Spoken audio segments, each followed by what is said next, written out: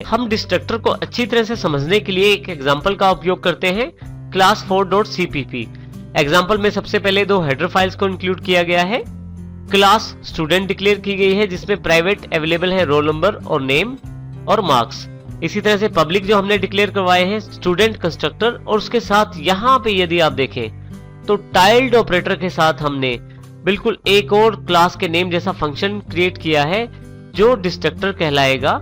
इसमें भी हमने ब्लॉक क्रिएट किया है जिसमें हमने एक मैसेज प्रिंट किया है, thanks for coming I am destructor. और सबसे लास्ट में एप्लीकेशन की ये डिस्ट्रक्टर एग्जीक्यूट होगा, इसको हम प्रैक्टिकल रूप में भी देखेंगे। अब हमारे पास दो फंक्शन और अवेलेबल हैं, चेंज डेटा, यदि आप डेटा को चेंज करना चाहते हैं जो कि कंस्ट्रक्टर के द्वारा सेव किया गया है, आप ऑब्जेक्ट के साथ इस फंक्शन को कॉल करके चेंज कर सकते हैं। और फाइनली शो डेटा, जिसका कार्य ऑब्जेक्ट में स्टोर किए गए डेटा को शो करना है। वर्ड मेन में यदि आप ध्यान दें तो सबसे पहले स्टूडेंट S1, यहाँ पे आपका कंस्ट्रक्टर एग्जीक्यूट हो जाएगा। S1.show डेटा फंक्शन कॉल हो जाएगा, getch, और फाइनली हमने वर्ड मेन फंक्शन को क्लोज कर दिया है। हमने कहीं भी डिस्ट्रक्टर को कॉल नहीं किया है। इसका कारण यह है कि डिस्ट्रक्टर को कॉल करने की आवश्यकता नहीं होती। जैसे ही ये प्रोग्राम आपका खत्म होता है या आपका ऑब्जेक्ट आउट ऑफ स्कोप होता है, आपके पास क्लास का डिस्ट्रक्टर स्वयं ही एग्जीक्यूट हो जाएगा। क्लास 4.cpp से हम प्रैक्टिकल रूप में इसको देखते हैं। यहां हमारे पास क्लास 4.cpp प्रोग्राम अवेलेबल है जिसमें सबसे पहले दो हेडर फाइल्स, उसके पश्चात क्लास स्टूडेंट जिसमें हमने इंटीजर रोल नंबर, नेम और मार्क्स लिए हैं, कंस्ट्रक्टर जिसके द्वारा हमने ऑब्जेक्ट में डेटा स्टोर किया है। यहां देखें टाइल्ड ऑपरेटर के साथ हमने एक डिस्ट्रक्टर डिफाइन किया है जो सिर्फ एक मैसेज प्रिंट करवाता है, thanks for coming I am destructor.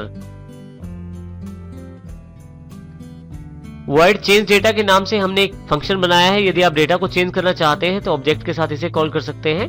Finally show data का जो कार्य रहता है वो स्टोर किए गए डेटा को शो करना है। यहां पे हमने अपनी क्लास की डेफिनेशन समाप्त की है। अब हम वर्ड मेन की जानकारी लेते हैं। वर्ड मेन में सबसे पहले यहाँ पे हमने स्टूडेंट का S1 ऑब्जेक्ट क्रिएट किया है। यहाँ पे S1 ऑब्जेक्ट क्रिएट करते समय आपका कंस्ट्रक्टर कॉल हो जाएगा। उसके साथ यहाँ पे S1.show डेटा के द्वारा आप S1 में स्टोर किए गए डेटा को देख सकते हैं। फाइनली getch, और यहाँ पे मेन फंक्शन क्लोज कर दिया गया है। यहाँ पे कहीं भी हमने डिस्ट्रक्टर को कॉल नहीं किया है। अब हम कंट्रोल F9 से इस प्रोग्राम को रन करते हैं। देखिए सबसे पहले एंटर योर रोल नंबर, हमने रोल नंबर एंटर कर दिया है। अब जो नाम है वो एंटर करना है, उसके पश्चात मार्क्स। ये सारा कार्य कंस्ट्रक्टर के द्वारा किया गया है क्योंकि वो स्वयं ही एग्जीक्यूट हो गया है। सबसे पहला कार्य कंस्ट्रक्टर द्वारा यहाँ पे डेटा को प्राप्त किया गया है। उसके पश्चात शो डेटा के द्वारा सारा डेटा हमें शो कर दिया गया है। हम एंटर कर देते हैं, प्रोग्राम पे वापस आ जाते हैं। यहाँ कहीं भी डिस्ट्रक्टर एग्जीक्यूट नहीं हुआ है, हमारा डिस्ट्रक्टर एग्जीक्यूट हो चुका है।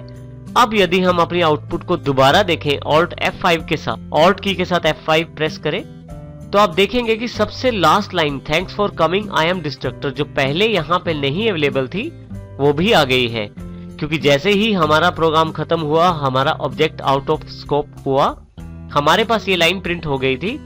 परंतु क्योंकि हमारा प्रोग्राम उस वक्त रनिंग में था, हमारे पास ये डिस्ट्रक्टर एग्जीक्यूट नहीं हुआ था। जैसे ही हमारा ऑब्जेक्ट आउट ऑफ स्कोप गया, ये डिस्ट्रक्टर का आउटपुट प्रिंट हो गया है।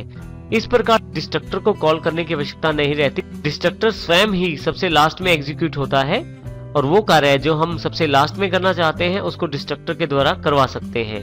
इस प्रकार हम डिस्ट्रक्टर का प्रयोग कर सकते हैं। जब भी हम किसी प्रोग्राम को ऑब्जेक्ट ओरिएंटेड वे से बनाना चाहते हैं तो उसमें हमारे पास ऑब्जेक्ट ओरिएंटेड प्रोग्रामिंग के कुछ फीचर्स शामिल हो जाते हैं, जिनमें से इनहेरिटेंस बहुत ही इंपॉर्टेंट फीचर है। अब हम इनहेरिटेंस के बारे में जानकारी लेंगे इस सेक्शन में। एक क्लास जब किसी दूसरी क्लास की प्रॉपर्टीज प्राप्त करती है, इस प्रोसेस को हम इनहेरिटेंस कहते हैं। इसमें जो क्लास प्रॉपर्टीज देती है उसे हम बेस क्लास कहते हैं, और जिस क्लास को प्रॉपर्टीज प्राप्त होती हैं उसे डिराइव्ड क्लास कहते हैं। इनहेरिटेंस एक स्पेशल फीचर है ऑब्जेक्ट ओरिएंटेड प्रोग्रामिंग का, जिसके द्वारा हम एक क्लास के प्रॉपर्टीज को दूसरी क्लास में प्रयोग कर सकते हैं।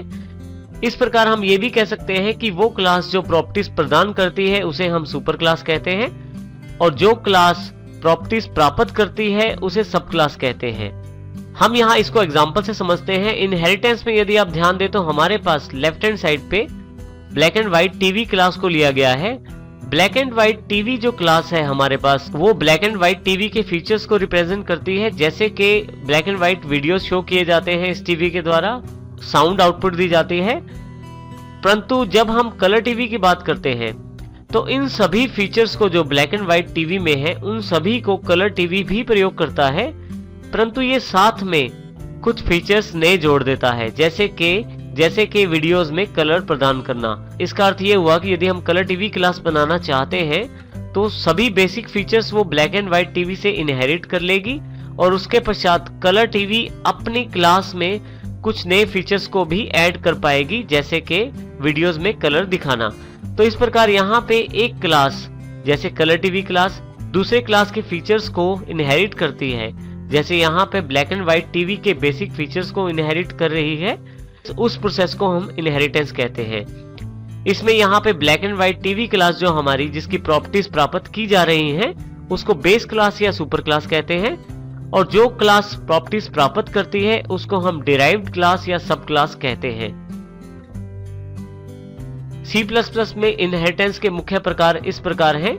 सबसे पहले single inheritance, multi level inheritance, multiple, hierarchical और हाइब्रिड इनहेरिटेंस। हम इसको एग्जांपल्स के द्वारा समझते हैं। जब एक क्लास के द्वारा प्रॉपर्टीज दी जाएं और दूसरी क्लास के द्वारा प्रॉपर्टीज प्राप्त की जाएं तो ये सिंगल इनहेरिटेंस कहलाती है। सिंगल इनहेरिटेंस में एक सुपर क्लास अपनी प्रॉपर्टीज एक सब क्लास को प्रदान करती है, क्योंकि यहाँ पे एक सिंगल क्लास द्वारा ही प्रॉपर्टीज इनहेरिट की जाती है, इस कारण हम इसे सिंगल इनहेरिटेंस भी कहते हैं। एक सब क्लास किसी दूसरी क्लास की सुपर क्लास भी हो सकती है। यहाँ इस एग्जांपल में पहले नंबर वाली क्लास सबसे सुपर क्लास है, इसकी प्रॉपर्टीज को एक सब क्लास के द्वारा इनहेरिट किया जाता है, फिर इस सब क्लास की प्रॉपर्टीज को किसी तीसरी क्लास के द्वारा इनहेरिट किया जाता है। इस केस में हमारे पास मल्टी लेवल इनहेरिटेंस आ गई है, जिसमें सबसे पहले एक क्लास की फीचर दूसरी क्लास, दूसरे क्लास की फीचर्स तीसरी क्लास और तीसरे क्लास की फीचर्स चौथी क्लास के द्वारा इनहेरिट की जाती हैं। तो इस प्रकार जो इनहेरिटेंस हमारे पास प्राप्त होती है उसे हम मल्टी लेवल इनहेरिटेंस कहते हैं। नेक्स्ट हमारे पास है मल्टीपल इनहेरिटेंस। मल्टीपल इनहेरिटेंस के अंतर्गत एक सब क्लास एक से अधिक सुपर क्लासेस से प्रॉपर्टीज प्राप्त करती है। जैसे हमारे पास यहाँ एग्जांपल में एक सब क्लास है और ये दो सुपर क्लासेस से अपनी प्रॉपर्टीज को इनहेरिटेंस कर रही है। इस प्रकार की इनहेरिटेंस को मल्टीपल इनहेरिटेंस कहते हैं। नेक्स्ट है हमारे पास हायरार्किकल इनहेरिटेंस। हायरार्किकल इनहेरिटेंस में जब हमारे पास एक सुपर क्लास अवेलेबल होती है और उससे काफी सारी सब क्लासेस बनाई जाती हैं, तो इस प्रकार की इनहेरिटेंस को हायरार्किकल इनहेरिटेंस कहते हैं। जैसे इस एग्जांपल में है हमारे पास 3 सब क्लासेस बनाई गए हैं जिनको एक ही क्लास से डिराइव्ड किया गया है जो कि सुपर क्लास है। तो इस प्रकार हमारे पास जब एक से अधिक सब क्लासेस रहती हैं किसी क्लास के लिए तो ये इनहेरिटेंस हायरार्किकल इनहेरिटेंस कहलाती है।